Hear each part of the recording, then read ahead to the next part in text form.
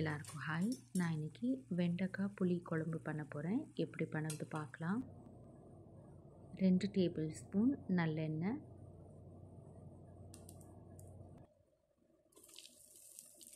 நான் இங்கே வெண்டைக்காய் ஒரு அரை கப் அளவுக்கு நான் எடுத்திருக்கேன். எண்ணெயில் நல்லா ஒரு 2 மினிட்டு ரோஸ்ட் பண்ணிக்கலாம்.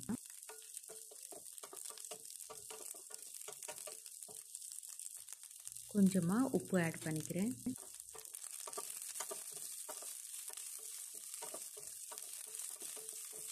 இப்போ ஒரு பிளேட்டில் மாற்றிக்கிறேன்.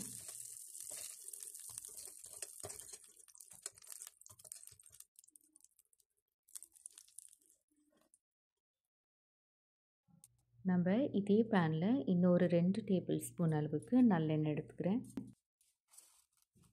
கடுகு 1 டீஸ்பூன், வெந்தயம் அரை டீஸ்பூன், கொஞ்சமாக கருவேப்பிலை,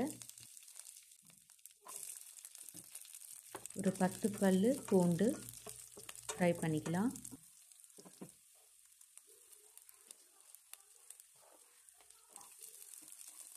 சின்ன வெங்காயம் ஆட் பண்ணிக்கிறேன்.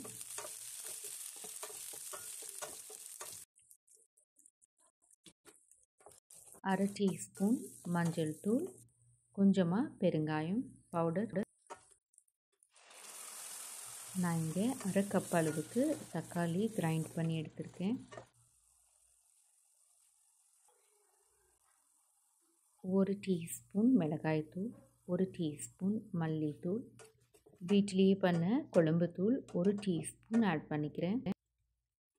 நல்லா 1 மினிட்டு நம்ம தக்காளி நல்லா ஃப்ரை பண்ணிவிட்டு இப்போ நம்ம வறுத்து வச்சுருக்கிற வெண்டைக்காய் ஆட் பண்ணிக்கலாம். வெண்டைக்காய் ஆட் பண்ணிவிட்டு 1 மினிட்டு குக் பண்ணிவிட்டு நான் அரை கப்பு தண்ணி ஆட் பண்ணிக்கிறேன்.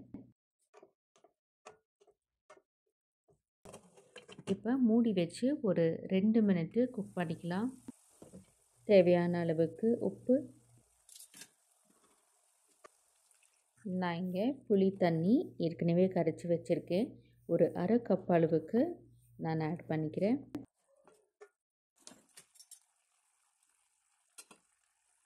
ஒரு டீஸ்பூன் வெல்லம், இது ஆப்ஷனல் தான், உங்களுக்கு தேவையில்லைன்னா நீங்கள் போட தேவையில்லை.